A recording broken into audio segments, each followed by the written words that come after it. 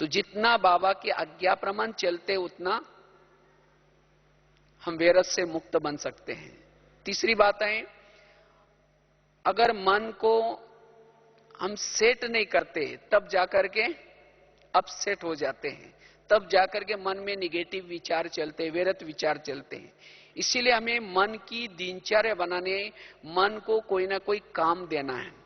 वास्तव में देखा जाए तो वैरत से मुक्त बनना अर्थात क्या करना, मन को कोई ना कोई काम दो, ऑटोमेटिकली मुक्त होगा।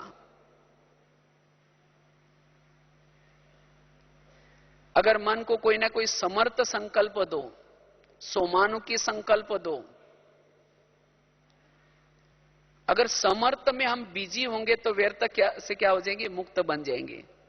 जैसे छोटा बच्चा अगर चाकू के साथ खेलता है तो मां क्या करते, उसका चाकू खींचेगी नहीं, खींचेगी तो पकड़ करके बैठेगा, उसको क्या पता उसे हाथ कटता है। अगर खेलने दो कहेंगे तो भी हाथ काट देगा। तो मां क्या करते हैं, उसका वो चाकू लेने के लिए उसके सामने दूसरा खिलौना डालती है। तो इसी तरह हमारा मन नादान है, बच्चा है, तो इसके सामने कोई ना कोई समर्थ संकल्पों का खिलौना डालना है। अगर हम मन को कोई सेट नहीं करते हैं तब जाकर के अपसेट हो जाते हैं, तब मन निगेटिव व्यर्थ विचार करता है। इसलिए बाबा ने खास 5 स्वरूपों का अभ्यास की ड्रिल बताई थी। अगर बीच बीच में भी हम इस 5 स्वरूपों के अभ्यास की ड्रिल करते हैं, या कोई ना कोई रोज के लिए एक सोमान लेते हैं और उस सोमान में रहते तो भी व्यर्थ से मुक्त रहेंगे। इसलिए व्यर्थ से मुक्त बनने का आधार है मन को सेट करना। चौथी बात है, अगर व्यर्थ से मुक्त बनना है, उसके लिए बाबा ने जो इतना ज्ञान का खजाना दिए हैं, मुरली, उस मुरली का चिंतन अगर हम करते तो भी व्यर्थ से मुक्त बन सकेंगे। आज भी था ना, विचार सागर मंथन करो। मुरली सुनने के बाद हमें कोई भी एक पॉइंट लेकर के उसके गहराई में जाना है, और जितना उसमें बिजी रहेंगे, बिजी रहने से हमारा मन भी बिजी हो जाता है, बुद्धि भी बिजी हो जाते हैं, जिससे हमारी साक्षी अवस्था रहते हैं। हम कर्म कर रहे, देख रहे, चल रहे, लेकिन अंदर से अंदर चिंतन चलता रहता है। और जो भी देखते हैं, सुनते हैं, या कुछ हमारे अर्ध चेतन मन में कुछ पुराना भरा हुआ है, किसी के प्रति वृत्ति निगेटिव है, वो काम नहीं करेगी, क्योंकि अंदर पॉजिटिव का चिंतन चल रहा है। तो विचार सागर मंथन करने से भी हम व्यर्थों से मुक्त बन सकेंगे। इसीलिए रोज हमें कोई ना कोई एक टॉपिक लेकर के या कोई ना कोई मुरली का पॉइंट लेकर के उसके गहराई में जाना है, और जितना उसके गहराई में जाएंगे उतना व्यर्थ से मुक्त बनेंगे। मुरली एक तो है सुनना, दूसरा है समाना, और तीसरा उसका स्वरूप बनना। अगर चलते चलते सारा दिन उस मुरली का स्वरूप बन करके चलते हैं तो भी हम व्यर्थों से मुक्त बन सकेंगे। इसलिए व्यर्थ से मुक्त बनने के लिए ये ज्ञान का खजाना जो बाबा ने दिया है, उसका हमें क्या करना है, विचार सागर मंथन करना है। कितनी बातें हो गई? पहली बताई असंतुष्टता व्यर्थ का कारण है। दूसरा बताया सवेरे से लेकर के रात्रि तक जो भी हमारे लिए बाबा ने आज्ञाएं दी है, उस आज्ञाओं का उल्लंघन होता है, उसके कारण मन में निगेटिव विचार चलते हैं। तीसरी बात बताई, मन को सेट नहीं करते तब जाकर के वो अपसेट हो जाता है।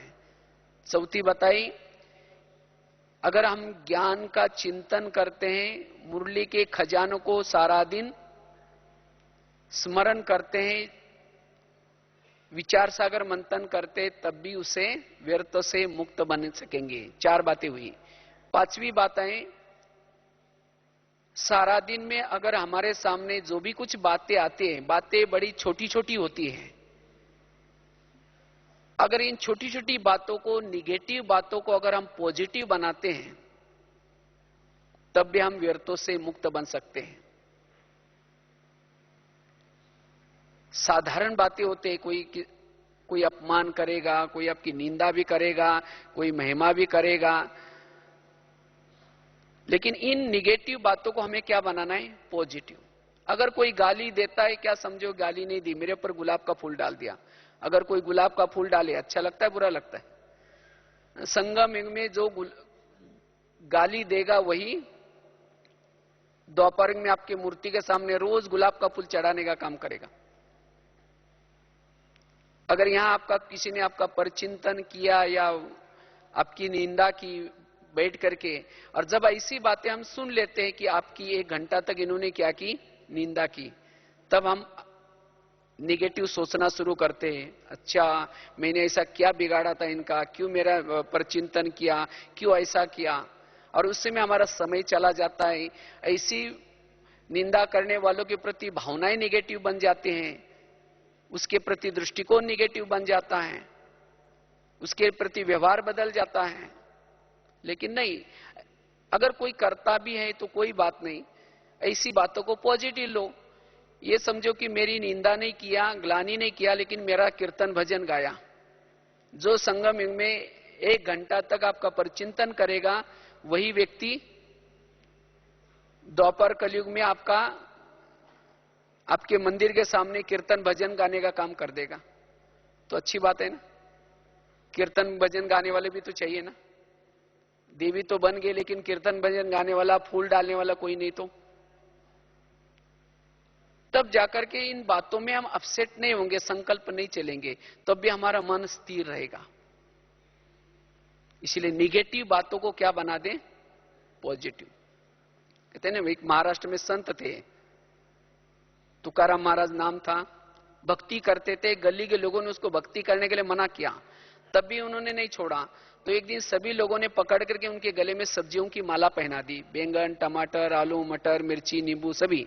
मुंह काला करके उनके बाल उतार दिए और उनको क्या क्या गधे पर बिठा दिया और उनको गली गली में क्या क्या घुमाया, इंसल्ट करने के हिसाब से। इतना भी नहीं छोड़ा, जहां उनकी पत्नी रहती थी वहां तक लाया और पत्नी को घर से बुला करके कहा, इनको हमने बहुत समझाया लेकिन नहीं माना और इसीलिए ऐसा किया है। जब उसकी पत्नी देखती है मेरे पति को ऐसा किया, उसको तो गुस्सा आता है, सभी लोगों को गाली देते हैं। जब गाली देते हो, तुकाराम महाराज अपनी सब्जी की माला दिखा करके कहते हैं, इनको गाली क्यों दे रहे हैं? ये लोगों ने अपने लिए 8 दिन के लिए सब्जी लाकर दी है।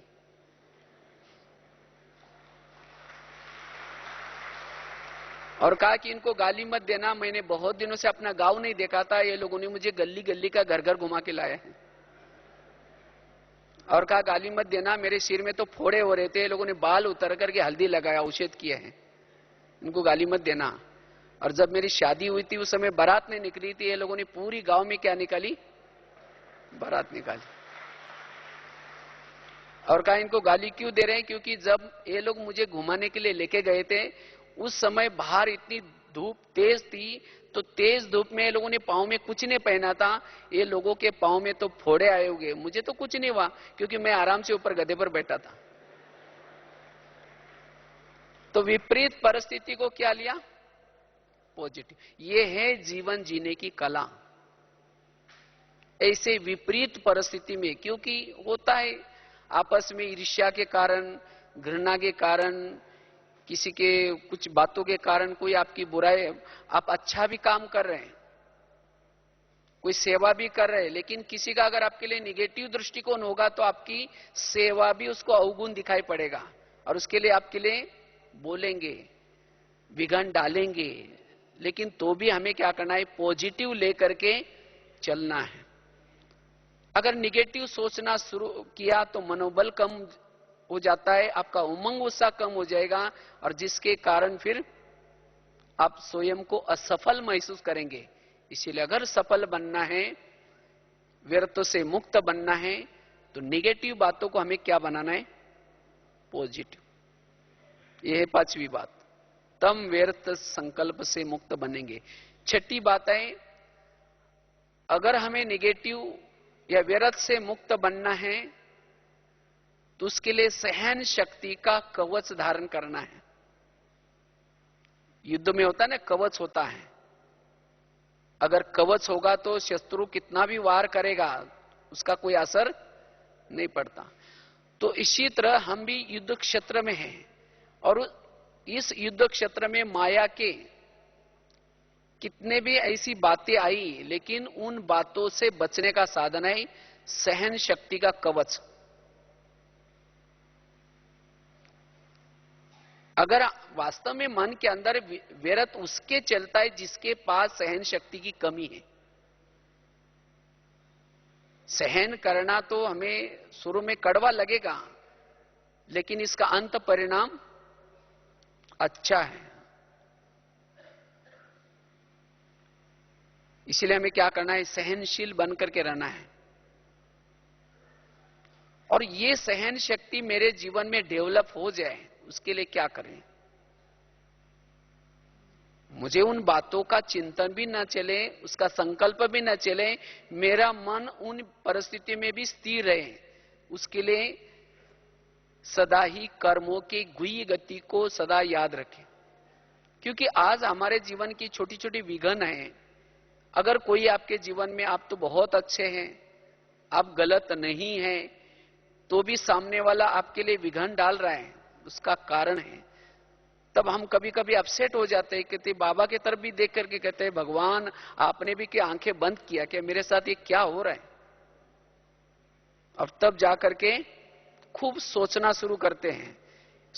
स्वयं ही नहीं सोचेंगे, लेकिन औरों को भी उन बातों को सुना करके उस विघ्न डालने वालों के प्रति उसका भी भावनाएं बदल देंगे। कहते देखो उन्होंने मेरे साथ ऐसा किया, ये किया। लेकिन ये आपके साथ ऐसी बातें क्यों हो रहे? जबकि आप तो अच्छे हैं। ये सब आपके ही अनेक जन्मों के कर्मों का हिसाब किताब है। क्योंकि टाली कभी एक हाथ से नहीं बसती, टाली के लिए दो हाथ चाहिए। इसलिए वर्तमान समय की हर व्यक्ति के जीवन की जो भी समस्याएं उस व्यक्ति के पिछले जन्मों के कर्मों के हिसाब किताब है। क्योंकि आपके संपर्क में आने वाला हर व्यक्ति आपको कुछ देने के लिए आए, कोई आपसे लेने के लिए आए हैं। तो जो इस बात को पक्का करके कर्म क्षेत्र पर चलता है,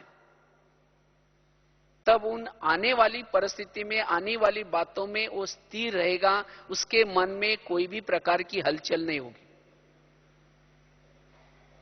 कभी कभी हम कर्मों को भूल जाते हैं, तब जाकर के सोचते ये तो मुझे अपने कंट्रोल में रख रहे, ये तो मुझे मेरे साथ ऐसा व्यवहार कर रहे हैं, क्योंकि हमने भी उनके साथ कभी किया होगा। हमारे रिश्तेदारी, संबंधी, मित्र संबंधी, ये जो भी कुछ है, ये हमारे कर्मों के आधार से हमारे पास, उनके पास हम पहुंचे। तो इस बात को याद रखने से हमारे अंदर सहन शक्ति धीरे धीरे आएगी। दूसरी बात है, सहन शक्ति का कवच सदा मेरे साथ में रहे, उसके लिए सदा याद रखना है, विघ्न डालने से ही, विघ्नों से ही मेरा कल्याण होने वाला है, विघ्नों से मेरा अकल्याण नहीं होगा। आज तक मेरे जीवन में बहुत ऐसे विघ्न आए हैं, आज तक के विघ्नों से तो मेरा कल्याण हुआ, और अभी भी जो विघ्न आएंगे उससे भी मेरा कल्याण ही होने वाला है। बाबा ने मेरा जो ड्रामा रचा हुआ है, मेरे पास में जिन लोगों को रखा हुआ है, ये सब मेरा कल्याण करने वाले हैं। विघ्न डालने वालों के प्रति अगर आपका ये भाव है, तो विघ्नों के समय में भी आपका मन हलचल में नहीं आएगा, मन स्थिर रहेगा।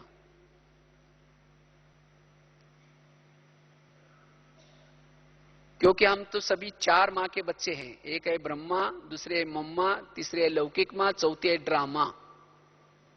ड्रामा भी हमारी मां है, और मां कभी भी बच्चे का बुरा नहीं करती। जैसे अगर बच्चा बीमार है तो मां क्या करते हैं, उसको दवाई पिलाते हैं। अगर दवाई कड़वी है तो बच्चा क्या करता है, कोशिश करके उसको हाथ से निकालने की कोशिश करता है। मां उस बच्चे का हाथ पकड़ करके जबरदस्ती पिलाती है। तो इसी तरह ड्रामा रूपी मां भी कभी कभी हमारे सामने कोई ऐसी विपरीत घटना लाती है तो हमें लगता है ये नहीं चाहिए, लेकिन फिर भी ड्रामा रूपी मां क्या करते, हाथ पकड़ करके, उसको पता है कि अभी इसको कड़वी लग रहे हैं लेकिन इससे ही इसका कल्याण होने वाला है, अनेक बीमारियां ठीक होने वाली हैं। इसीलिए हमें, अगर हमारे सामने कोई ऐसी परिस्थिति आती है, बातें आते हैं, उन बातों में स्वयं को संभालना है, अपने मन को संभालना है। नहीं तो अनेक दिनों से की हुई तपस्या, उसका बल, शक्तियां हम सोच सोच करके क्या करते हैं, वेस्ट करते हैं। बहुत मेहनत करके स्थिति बनाई लेकिन थोड़े से विघ्नों में खत्म हो गई, खाली हो गए। इसलिए हमें विघ्नों में क्या करना है, स्वयं को, जो बाबा ने ड्रामा कर्मों की बातें, ये सब बातें बताए, उसको याद रख करके स्वयं को स्थिर रखने का प्रयास करना है। इसलिए विघ्नों के प्रति, विघ्न डालने वालों के प्रति हमारा दृष्टिकोण पॉजिटिव। नहीं तो कभी कभी विघ्न डालने वालों के प्रति हमारे भावना भी कहते, इसको दुआ हम कभी नहीं देंगे, इसने तो मेरे लिए क्या क्या किया है, और ये उसके प्रति नफरत, घृणा अंदर रग रग में चली जाते हैं, और उसके कारण फिर स्वप्न में भी हमें वो दुश्मन के रूप में नजर आता है। हमारी वृत्ति उसके लिए निगेटिव बन जाते हैं, उसके लिए दृष्टि निगेटिव बन जाते हैं, उसके लिए व्यवहार भी निगेटिव बन जाता है, और उसके कारण भले हम ऊपर से तो ओम शांति करते हैं लेकिन अंदर से दिल नहीं मानता, उसके दिल में हमारे लिए जगह नहीं होती है। हम ऊपर से व्यवहार करते लेकिन अंदर से नहीं निकलता। इसीलिए बाबा कहते, बच्चे दिल को, अगर आपका दिल किसी के प्रति निगेटिव है, उस दिल में फिर बाबा कैसा बैठेगा। और दिल तो आपका अस्वच्छ हो गया, अस्वच्छ बुद्धि अगर होगी तो अस्वच्छ बुद्धि से परमधाम को या बाबा को कैसे देख सकेंगे। इसलिए एक व्यक्ति के प्रति भी मेरी भावना निगेटिव ना हो, जब तक हम अपनी भावनाओं को और भाव को परिवर्तन नहीं करेंगे तब तक विरत से मुक्त नहीं बनेंगे, तब तक संस्कारों के रास नहीं कर सकेंगे। बाबा कहते हैं ना, बच्चे आपस में संस्कारों की रास करो। तो ये संस्कारों में टकराव कब आता है, जब हम विघ्न डालने वालों के प्रति दृष्टि को निगेटिव बनाते हैं। तो इसलिए हमें सहनशील, जब विघ्न डालने वालों के प्रति दृष्टिकोण पॉजिटिव होगा तब हमारे अंदर सहन शक्ति का कवच बना रहेगा और तब हम व्यर्थों से मुक्त रहेंगे। और वास्तव में विघ्नों को तूफान कहा जाता है, और तूफान को क्या कहते हैं, तोहफा। अगर कोई तोहफा मिल जाए, गिफ्ट मिल जाए तो क्या हो जाते हैं, दुखी हो जाते हैं या खुशी आ जाते हैं, खुशी आ जाते हैं ना। तो तूफान हमारे लिए एक प्रकार का तोहफा है। तो इसलिए तूफानों में हमें क्या करना है, स्वयं को व्यर्थों में नहीं उलझाना है। तो इसीलिए सहन शक्ति का कवच सदा हमारे साथ में रहे, तब हम व्यर्थों से मुक्त बनेंगे। और सातवीं बात है, अगर हमें व्यर्थों से मुक्त बनना है तो हमारी देहीय अभिमानी स्थिति बनी रहे सारा दिन। अगर आपकी देहीय अभिमानी स्थिति है तो व्यर्थ से आप हद से परे रहेंगे, क्योंकि जो देहीय अभिमानी स्थिति में रहता है, लवलीन रहता है, वो जैसे कि अंदर से वो खोया है, साक्षी अवस्था है, उसको ये व्यर्थ क्या है, व्यर्थ की अवज्ञा होती है, उसको ज्ञान नहीं होता व्यर्थ क्या चीज है। तो मेरी अशरीरी स्थिति या आत्मिक स्थिति बनी रहे, इसके लिए अमृत वेला का योग, अगर अमृत वेला हम विधि पूर्वक करते हैं, थोड़ा अलर्ट करते हैं, थोड़ा मेहनत करके करते हैं, तब हमारी सारा दिन की आत्मिक स्थिति बनी रहेगी। अगर आत्मिक स्थिति है, चाहे कोई मान हो, चाहे अपमान हो, चाहे निंदा हो, हर परिस्थिति में संकल्प नहीं चलेंगे, लगेगा ये छोटी छोटी बातें हैं।